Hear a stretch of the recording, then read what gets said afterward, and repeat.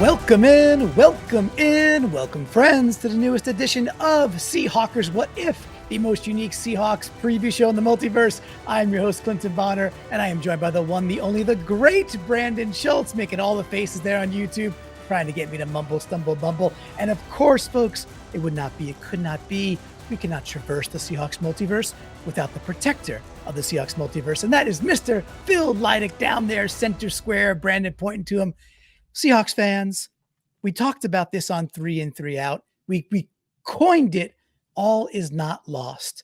Boys, I feel like that all of Seahawk fandom is in such a tizzy right now. I understand we haven't experienced 4 in a row. I get it, but I also know that I was a fan in the early 90s. So I've been on. You have experienced 4 in a row. Yes, we're just collectively under Pete Carroll. More. Yeah. Yes, not under Pete. And I just want to bring the energy and maybe the good vibes of all is not lost with this team. We have a fairly favorable schedule going forward. If we go 3 and 1, we will make the playoffs. So Brandan, what say you as we get going today? We're going to preview the Eagles game, of course, but if you had to place your bet right now, are we making the playoffs? Is this team playoff bound? What do you think? I don't know. It's a lot of it hinges, I think, on this game, because depending on how they respond to whatever Pete is doing behind the scenes ahead of this game against the Eagles is really going to inform my decision on if they can find another game to win, or 2 or 3 going out through the schedule. Because if they lose this game and they lose it in a fashion that makes me think that Pete Carroll has lost the team, then no, the team's not going to make the playoffs. It might be that death spiral. And with that, you said things that are going on behind the scenes, but Mr. Phil, before we get to the previously with the protect and review what the Eagles did last week, there was lots of stuff that Coach Carroll was saying, I would say, in front of the scenes, in front of the camera this week. And do you think that was on purpose or a venting and frustration coming to the top like a volcano? Yes, I do, Clinton. All of that. I think so. Yeah. Coach Carroll doesn't go on the radio show and make accidents in his first 5 minutes and accidentally wet his pants on what he says. If he said it for a reason. And the reasons are, yes, the things you said. He's frustrated and he's fine with all of the 12s knowing that he is frustrated. And he doesn't even mind if some of his players know, that the fans know, that he knows. He's a tidbit frustrated with them not doing exactly what they were told to do. Yeah, I happen to agree. At 73 years or so into his life here on Earth, and however long he's been around football, I don't think these are just frustrated. I don't think it's Pat Mahomes after the Bills game. I don't think that's what we're seeing from Pete Carroll. I think we're seeing some methodical Pete Carroll who is putting some things out there on purpose, and we'll see how this comes out Monday night and see who starts. Also, that'll be really interesting. Who's in the field? Are there people that are benched? Are there people that get less snaps? Are there people that get more snaps, of course, as a consequence of that? So we'll watch all of that. We will get into this game and this preview. Brandan, before we do that, if folks want to be part of the Seahawkers podcast community, what ought they be doing? Please tell the future flockers. They need to know. Guide them. getintheflock.com. That's the place to go. If you want to join at $3 a month and above, you can get into our Discord channel on game day. We chatted up there. We have our What If Superhawk predictions in our preview show channel. We have our 3 in 3 Out channel. There's all ways to collaborate and communicate around all of the network of shows that go on within our Seahawkers podcast. And it's a ton of fun. And hey, how about this? Happy birthday to Lisa in Seattle. It was her birthday yesterday. This might not come out till tomorrow. Either way, she's one of the all-time great flockers. So happy birthday to Lisa. We were celebrating in the Discord, so it reminded me of that. Oh, Mr. Phil. Okay, so last time we watched the Eagles, what did we see? What's going on with this team? Are they sliding as much as maybe the media seems to be portraying the Eagles are now sliding? Do we just have 2 teams sliding and someone's got to survive? What's going to happen? It's a good word you used. We'll find out how that's a good word here in a little bit. Brandon, you throw that up on the screen there. I'll let people know what I saw. I did watch, of course, as many of us did, the Eagles at the Cowboys. Their offense is still pretty good. It's not doing quite so well. They lost 13-33. Here's why, though. There are three players that you'd probably mention that you know on the team, like their big-time stars other than their center. They all fumbled. And so it was fumble mania. Their top two receivers and Hurts fumbled. Their O-line looked very much overmatched against the Cowboys in the passing game. And they had some dumb penalties from the O-line as well. Hurts was struggling against pressure, didn't seem to know where the blitzes were coming from real well.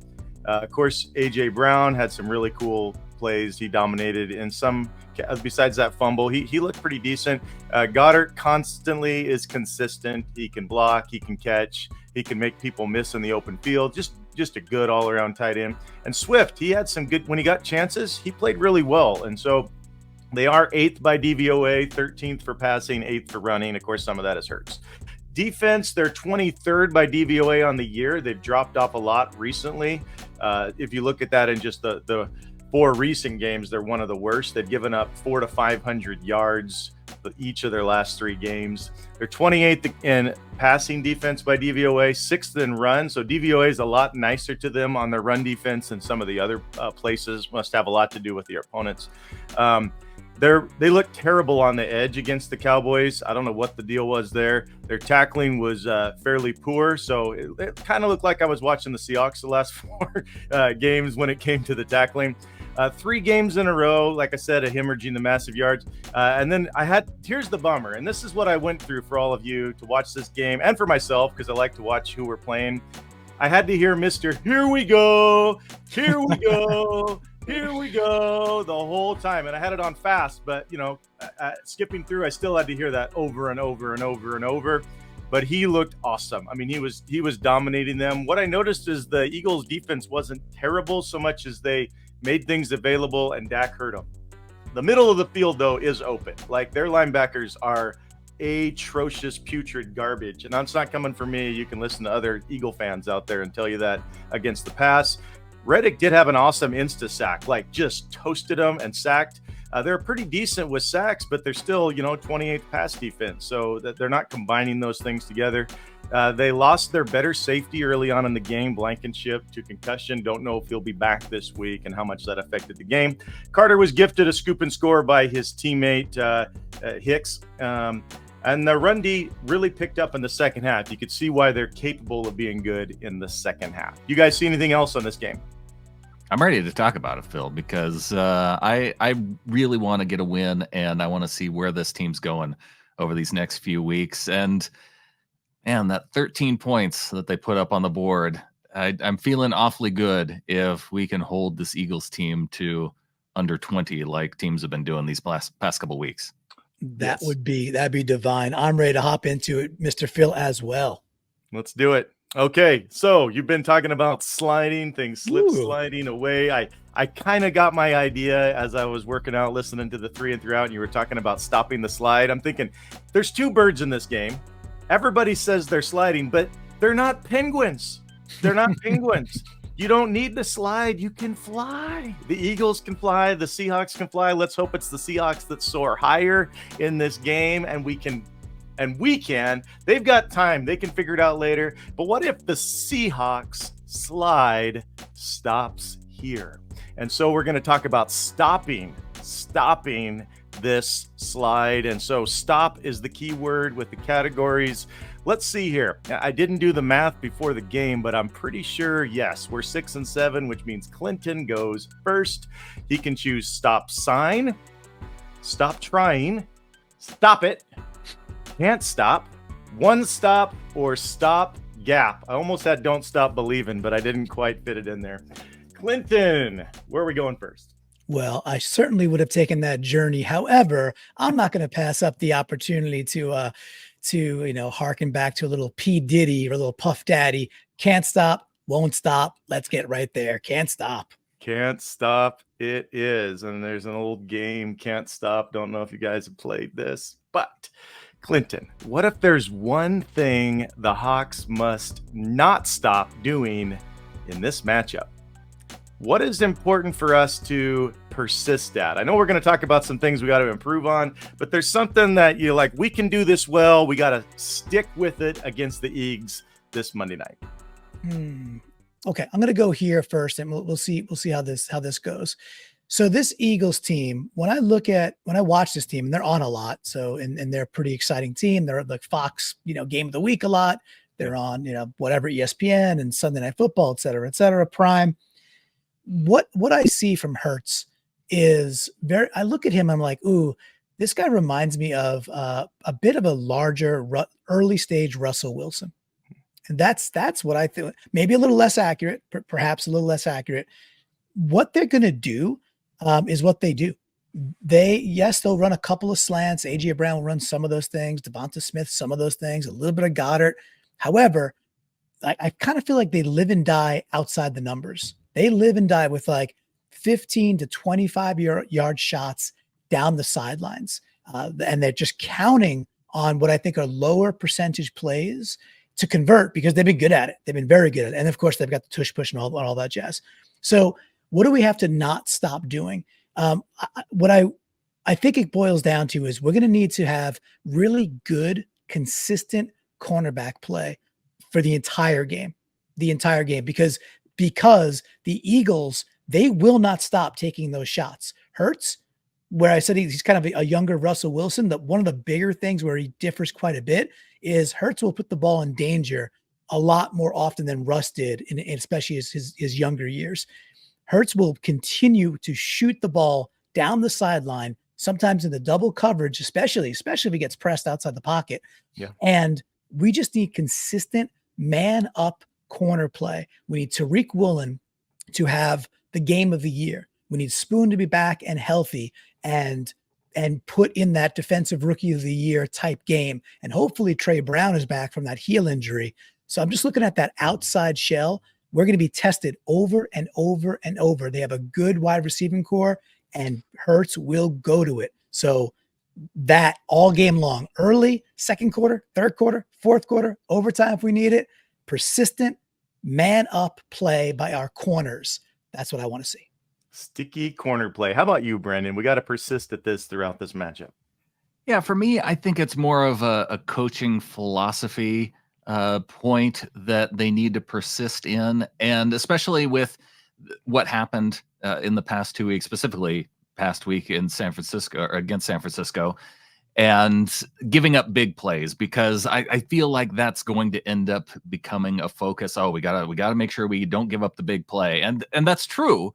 But I also don't want to lose focus of being a defensive team that is really good at stopping the run. And that's usually where Pete Carroll has placed most of his focus defensively, is being a run stop, like stop them in the run game first.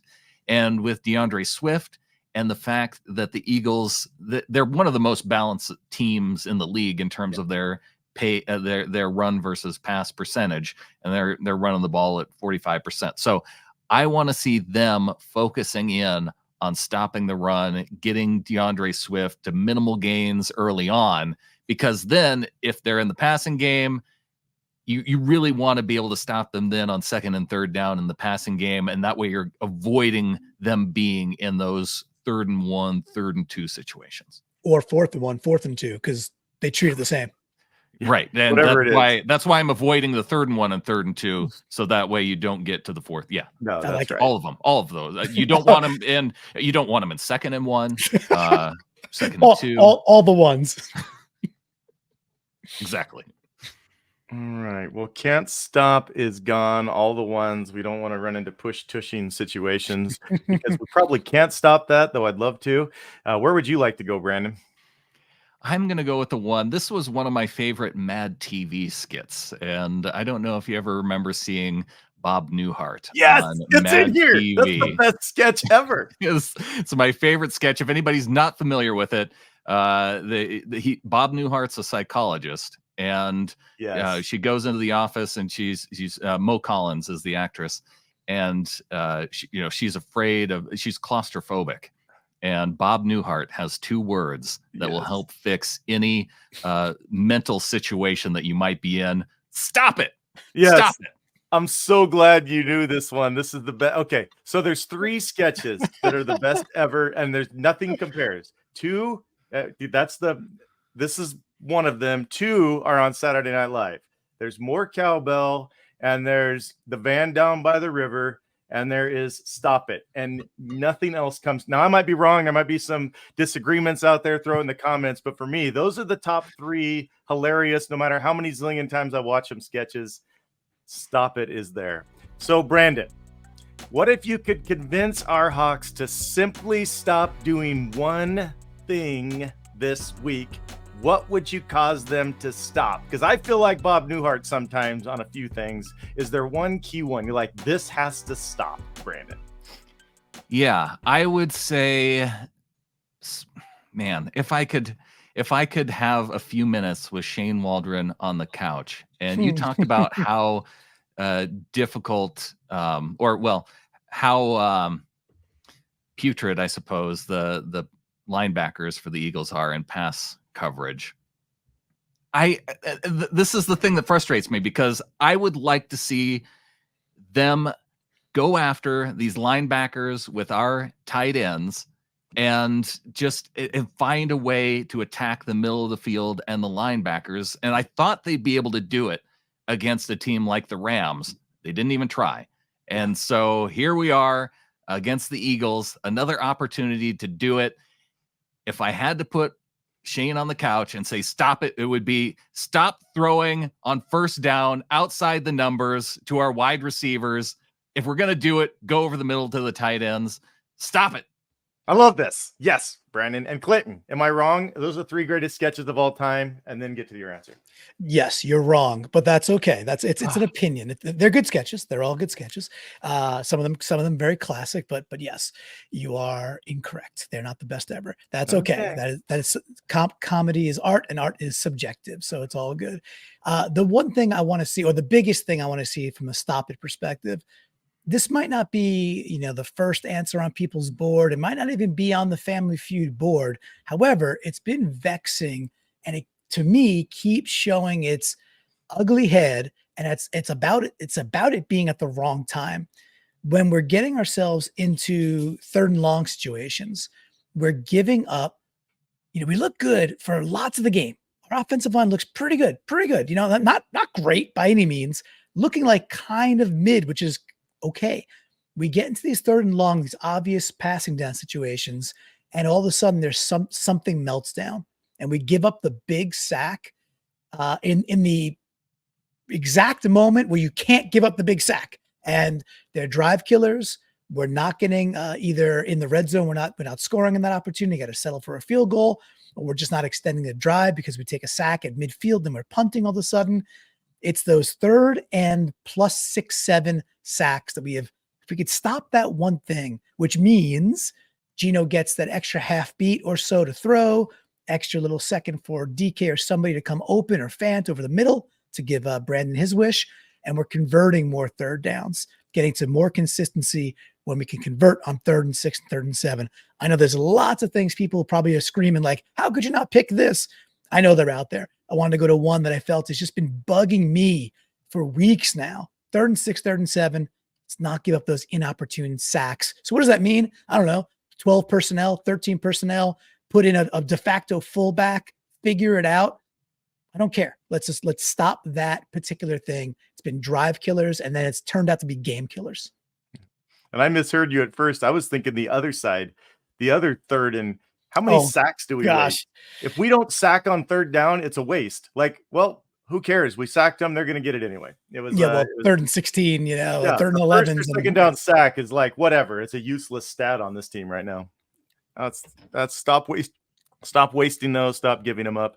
Yeah, there's probably a lot of other ones people want to put in the comments, and you're probably right. Yes. Yeah. Clinton. Many others on the board. In this board here, all right, let me go, because I'm curious here. Phil, I'm curious. What could be behind the door of stop trying? I never want to stop trying, but what's you can guess. You can guess if you think about it. Or I could just see it. Let's see. There is no try. Only do. I love it. Clinton. Although only a Sith speaks in absolutes. So which one is it, Jedi? Which one is it? Yeah, that's true. That's true. Okay.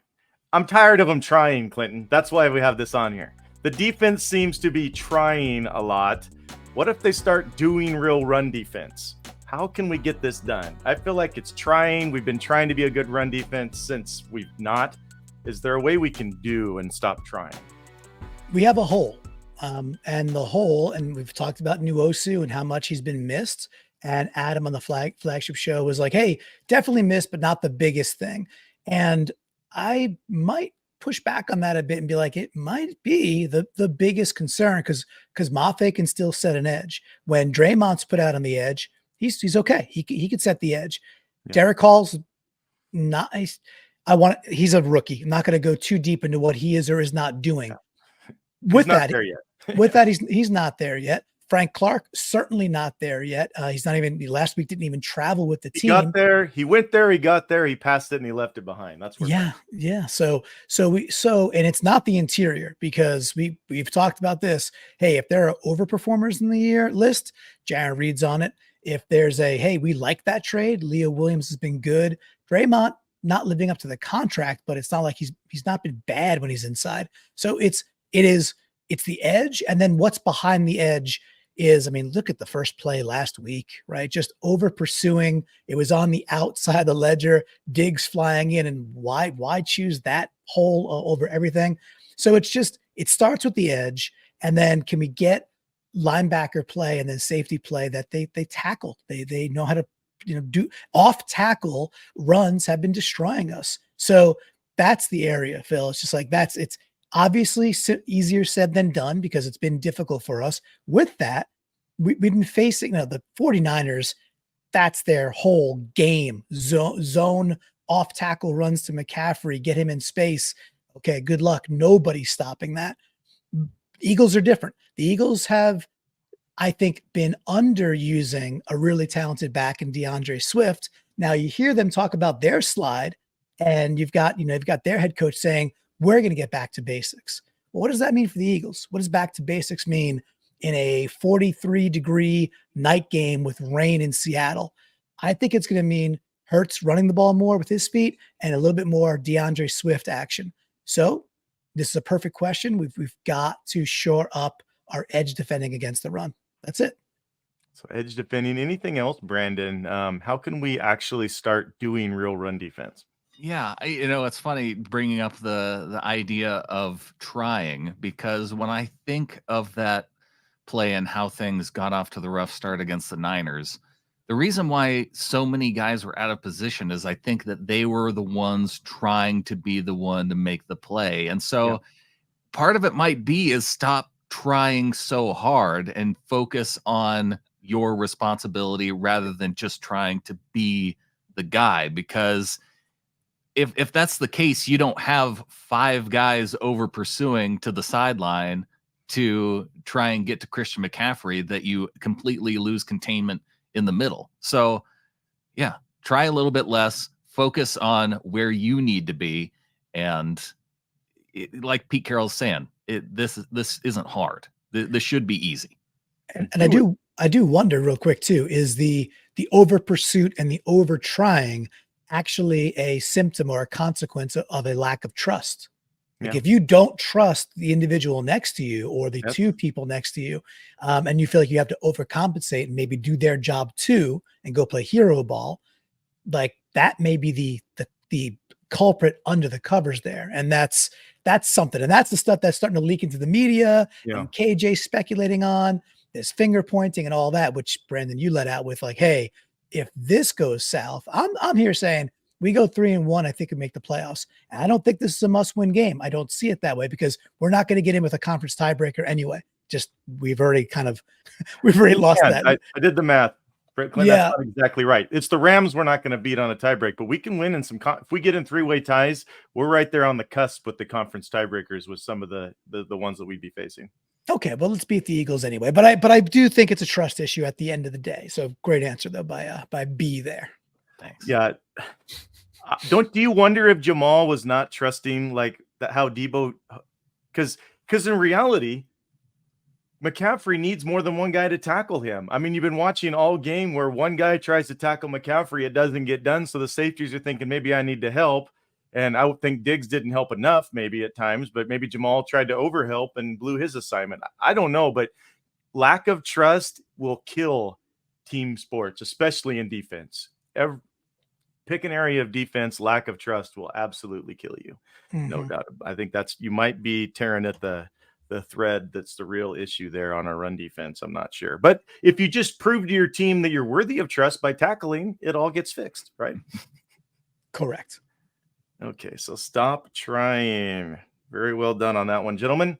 Brandon, 3 choices. Stop sign, one stop, stop gap. Stop gap. Stop gap. Okay. Hopefully this question makes sense. This is the one I'm most concerned about of getting it across right. But has to deal with the opponent in particular. Brandon, what if there's a temporary fix you'd like to see deployed in this matchup? Is there something unique to this opponent that will allow our team to succeed? We're finally playing a lesser defense, but they have other positives.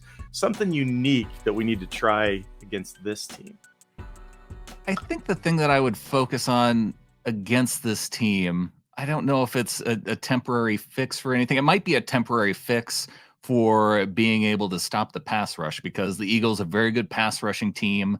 And I would be concerned whether it's Geno back there, whether it's Drew back there, that they're going to have any amount of time to really hold the football. So I think a temporary fix against, in particular against this Eagles defensive line would be getting the ball out quickly to the receivers, whether it's DK, whether it's Tyler, JSN, whether it's to running back, Kenneth Walker, any of those guys, getting the ball to them quickly and then making it upon them to then make guys miss. Because I think that's where the Eagles have struggled, especially at the corner spots, is tackling. And so if you can get the ball out quick, make some moves, get them to miss, then that is going to be a fix for the other thing of that you're going to have to face with this Eagles defensive line. Good call. And thank you for understanding my very wordy question, Brandon, because that's what this isn't something that says the whole season is fixed, but it's something unique that we got to win this game. This will help us win this game. What do you got, Clinton? Yeah. And I also, just from Brandon's answer too, if it's get the ball out quick, well, what does that lean into? It leans into plays around the scrimmage, whether that line scrimmage, whether that's more horizontal stuff, maybe, or just the over the middle stuff, because getting to the sidelines takes longer. That's just the math of the math is, throwing it 5 more yards in the air because you're going to the sidelines takes long. You need a half beat more to do that. So use the middle of the field. A different way that we've used the middle of the field in the past, as last year, and then it kind of waned and we saw a little bit of it. It's kind of been mostly successful, but I've also said, hey, did the NFL just kind of figure this out? They might have. But in a matchup dependent thing where you said earlier, Phil, their linebackers are their weak spot. Okay. Can we get exploitative? Can we get back to the 13 personnel? Can we do the Geno boot? If hopefully Geno's in there, I think he'll play. Can we get back to the Geno boot? The tight ends layers concept where we have at least 2 tight ends deployed and they're straddling one in front and one behind the linebackers who are not their strong suit. And attack that way. That play against the right matchup it was deadly last year. And like I said, I think people watch the tape and they're ready for it now. But this might be the kind of team that we could go back to that and say, you know what? This will work really well against this Eagles team. Maybe not the 49ers, likely not the 49ers, but the Eagles, I think we could rehash that play and have success with it. Awesome. Excellent. And you guys understood, like the Niners and Eagles are different. So I'm glad you understood our question. It's not just solve what didn't work against the Niners. We're playing a different team here. There's some things we can do that would not work against them. Thank you. 2 left, stop sign and 1 stop. I love delighting, Mr. Phil. It's great. It's the season for delight, right? So I like one-stop shops. I want my 7-Eleven. I want my big soda, a little beef jerky, maybe a hot dog that's been there for a couple hours spinning. Give me one stop. Let's go. You're on my wavelength there. Have you heard of Fred Meyer, one-stop shopping? No, but Fred's a genius. It's a very Pacific Northwest type store, but it's like the Super Walmart before Super Walmarts came around. Gotcha. Can I buy tires there? Whatever I need. Yeah, that's right. You go there and you can get it all. Yeah. It used to be like you pay a little premium because you went to Fred Meyer, but you didn't have to go to any other place. But now Walmart just changed everything. Sure. One-stop shop. Clinton, what if there's a player in the pass game to stop? Who's the one-stop shopping opponent in this matchup? In other words, you stop them, the passing game will be lesser. So you get to pick. You get to take offense or defense, and your cohort there, which is Brandan, I didn't know who it would be when you picked the question, takes the other one. So this is the opponent you got to stop in the passing game. Who is it, Clint? I mean, this is the number one answer. We got to stop AJ Brown. AJ Brown's he's a beast, and not talking about that, we'd have Eagles fans in our faces on YouTube, which I find delightful when we get folks jumping into our thing. I love that. In fact, yes, AJ Brown is legitimately, in my book, top 3, easily top 5. In some ways, he's kind of like what we want DK Metcalf to be from a consistency standpoint too. And I think DK can be. Yeah. DK's been really good for 5 years. Enough of the he's not useful. He's not great and all these things. Yeah, go look at the stats over 5 years. Just watch them. Their stats are similar. You watch AJ and it reminds you of DK all the time, but they watch their player and get mad at him. And I think AJ is a bit better in using his body with a little bit more effect, high pointing the ball. I think he's a more natural catcher of the football. DK's better at being faster. That's yes, he is. He is better at being faster. But AJ Brown is an absolute beast. And the thing with AJ Brown is when the Eagles were moving the ball against the Niners early in that game and going up 6-0, it was slants to AJ Brown right in front of dudes. They could do nothing about it. Eagles went away from it. They couldn't score in the red zone is what it boiled down to. They go up only 6-0, and then the Niners motorboat them. AJ Brown could win inside. He could win. He obviously could win outside. That dude he's A1. He's A1. They got some other great parts. I'll leave that on the table for How do we stop him, Clinton? How do we stop him? Well, I think you got it. Well, great answer. Great question. I think Spoon's going to be in the slot in this game mostly because Devonta Smith is a very strong slot player. They got really nice complementary pieces between those two wide receivers. So you think you put Spoon in the slot is what I think. So, and you're not going to put Trey Brown, even though he's sticky. I don't think Trey Brown's body size matches up with AJ Brown. We've seen enough times where Trey was right there, but literally just not tall enough to defend a pass, something in the end zone, corner shot, whatever it might be.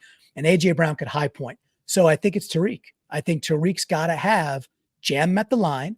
And I think Tariq's got to be just, again, aggressive, not afraid of a DPI, and use the speed to advantage that if you do get beat behind you, well, use your speed. Jalen Hurts is good, but he's not exceptionally accurate. Use that to the advantage and let Tariq have the best game of the season.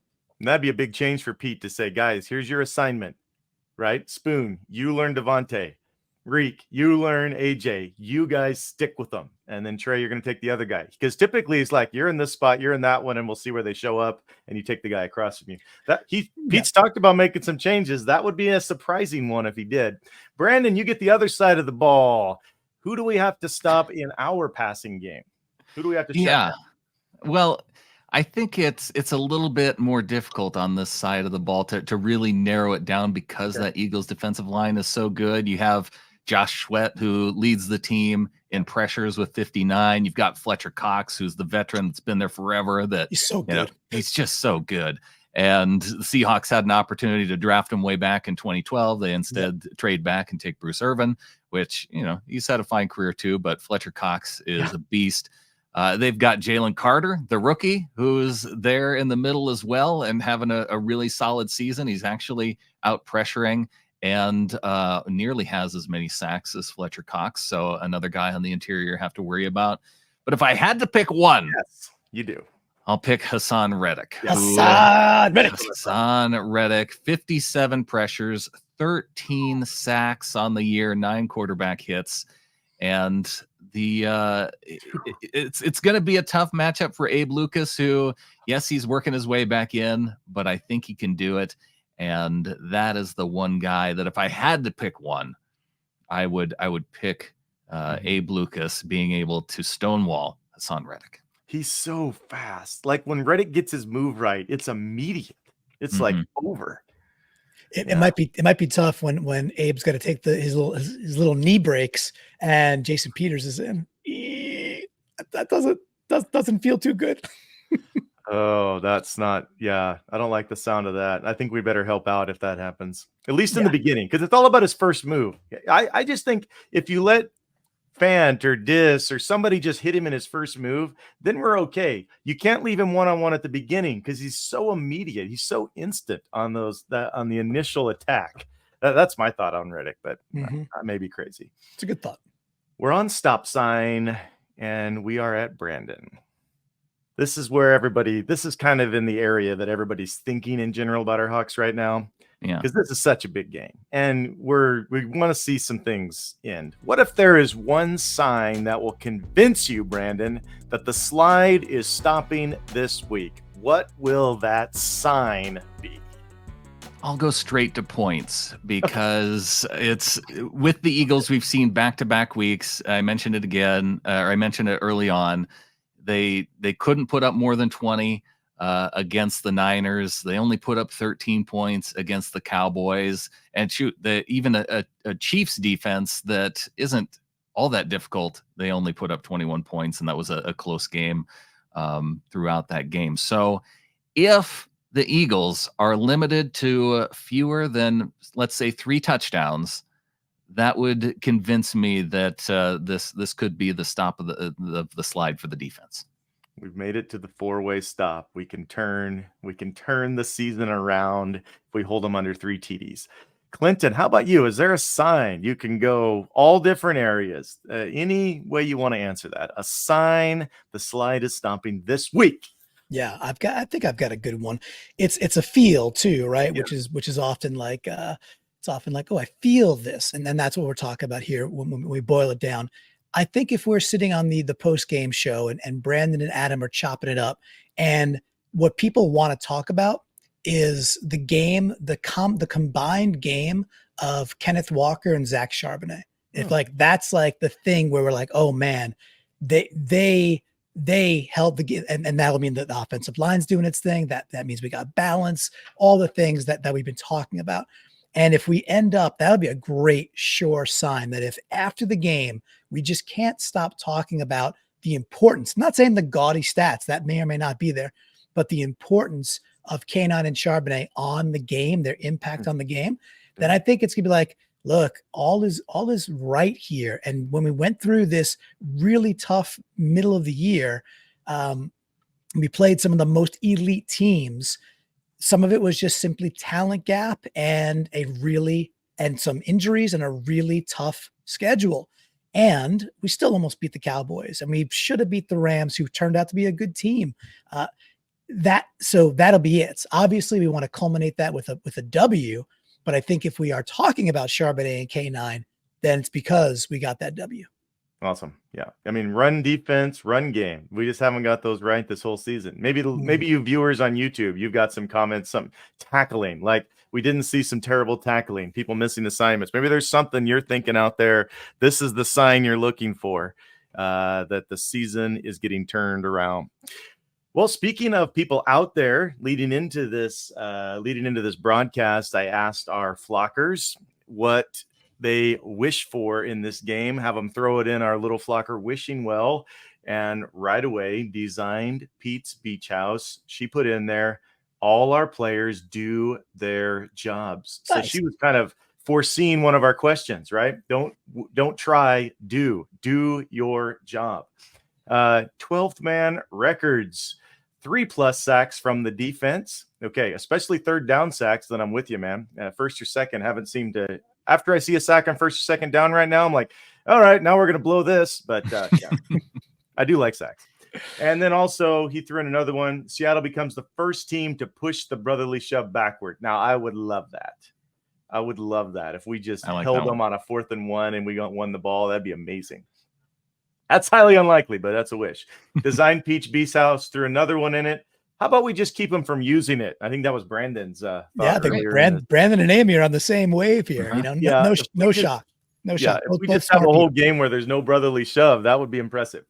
I brought Dustin's over because he had it in the regular thread, but he said when Mafe gets a sack, we're 6-2. When he doesn't, we're 0-5. My wish is for Mafe to have 2 sacks. Car, she got one in there. Usually she's early, but she was last this time. Amazing.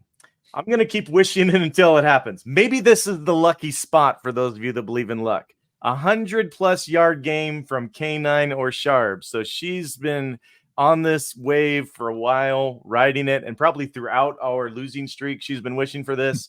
If she gets it, I think we'll win. So you guys have any thoughts on any of these wishes?